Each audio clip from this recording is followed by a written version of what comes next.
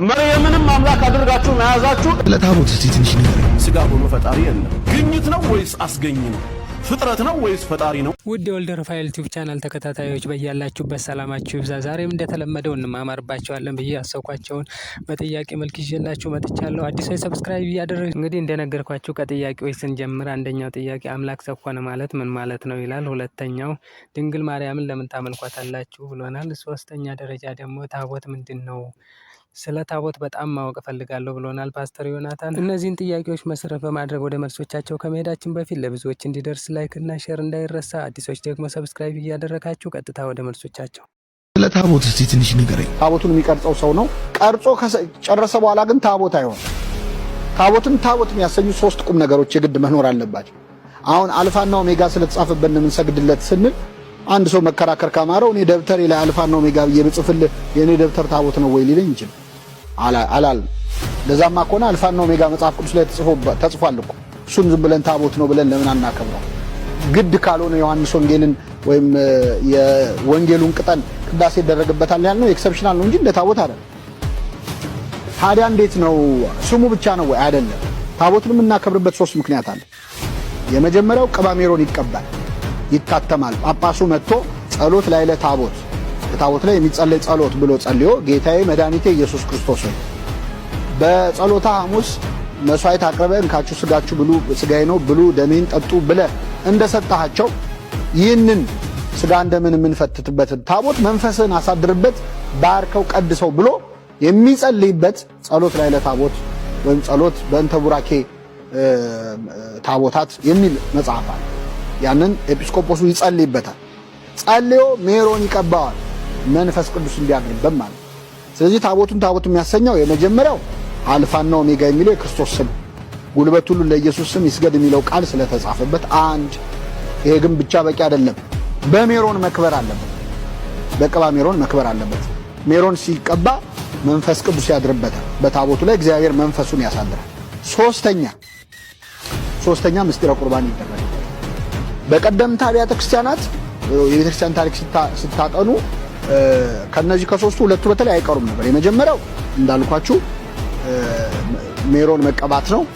ሁለተኛው ቅዳሴ ማድረግ። ሶስተኛ በእኛ ትራዲሽን ሌሎች የሚያደርጉት የሰማዕታትን አጽም ከመንበሩ ስር ያስቀምጣል።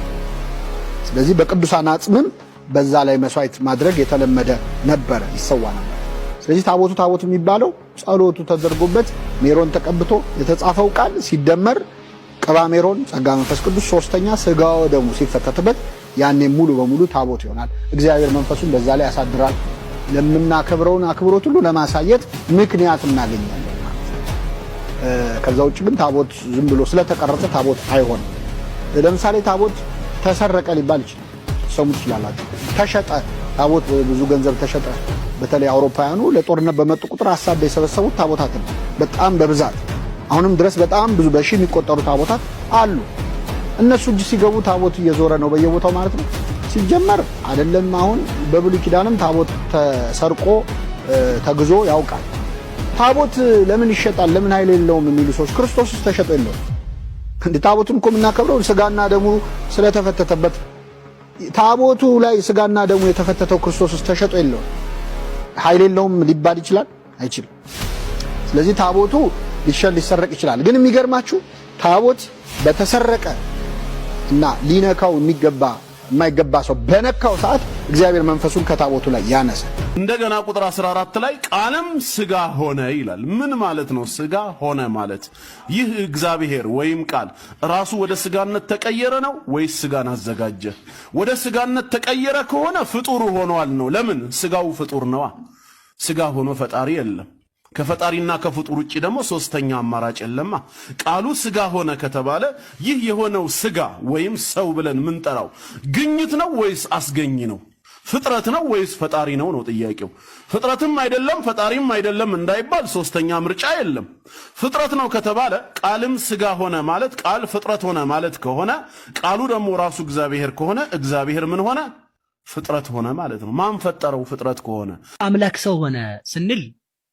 አምላክ ሰው ሆነ ስንል አንድ ነገር መያዝ አለብን። አምላክ ሰው የሆነው በተዋህዶ ነው። በተዋህዶ ማለትም ቅዱስ ቄርሎስ እንደተረጎመው ብዙ ሊቃውንት አባቶቻችን ተርጉመውታል። ሰው ተዋህዶ ማለት ከሁለት አካል አንድ አካል ጥምረት መፍጠር መዋሃድ ነው። ቅዱስ ቄርሎስ የተረጎመበት አንዱ ምንድነው? ወበከመ ብርት ዘአርሰንዎ በእሳት ከእሳት ውስጥ እንደገባ ብረት ነው ተዋህዶ። ብረቱ መጀመሪያ እሳት ውስጥ ስንከተው ብረቱ የእሳቱን እሳትነት ብሩህነትና የእሳቱን ርቀት ይነሳዋል ግዙፉ ብረት። ስለዚህ እሳቱ ከብረቱ ጋር ሲዋሃድ ብረት አያቃጥልም፣ አንድ ብረት ይመታል፣ ሁለት ብረት ይዳሰሳል፣ ሶስት ስለዚህ እሳት አይጨበጥም፣ አንድ እሳት አይመታም፣ ሁለት እሳት ብርሃን ነው፣ ሶስት ስለዚህ ብረቱን ከእሳት ባስገባነው ጊዜ ብረቱ የእሳቱን ባህሪ ይይዘዋል። ብረቱ ምን ይሆናል? ከዛ በኋላ እሳት ይሆናል። ለምሳሌ በመዶሻ ስመታ እሳቱን ነው የመታሁት፣ ብረቱን ነው የመታሁት። የሚመታው ያው ብረት ስለሆነ ብረት ልንል እንችላለን። እሺ እሳቱ ግን አለ የለም? አለ። ግን እሺ ስጨብጥ እሳቱን ነው የጨበጥኩት፣ ብረቱን ነው የሚጨበጥ ብረት ነው፣ እሳት አይጨበጥም። እና እሳቱ የሚፈጅ ማን ነው ደግሞ? እሳቱ ነው የሚፈጅ። እሳቱ ከሆነ የሚጨበጥ ማን ነው? ብረት። ሲተዋሃዱ ማለት ነው። ስለዚህ ያ የሚያቃጥለው እሳት የማያቃጥለውን ብረት ሲዋሃድ የማያቃጥለው ብረት የሚያቃጥል እሳት ሆነ ማለት ነው። የማይያዘው እሳት የሚያዘውን ብረት ሲዋሃድ የማይያዘው እሳት በሚያዝ ብረት ተያዘ ማለት ነው። ያ የማይታይ አምላክ የሚታይ ስጋን ሲዋሃድ ታየ ማለት ነው።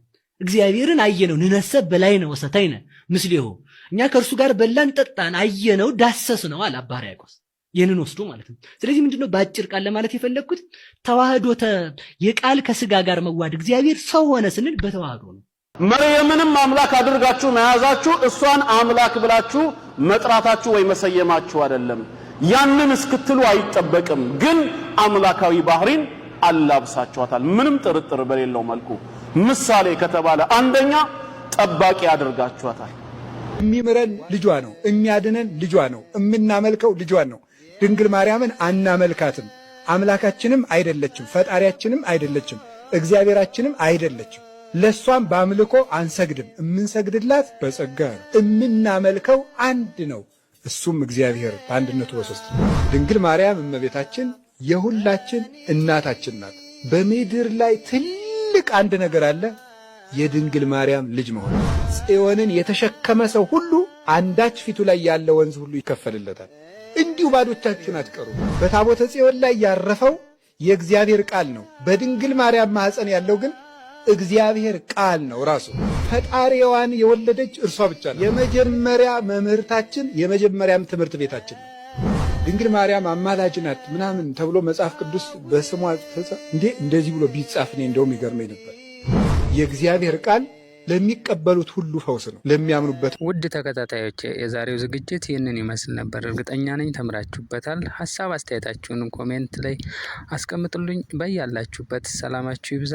ሰላም እግዚአብሔር አይለያችሁ። ቻው ቻው።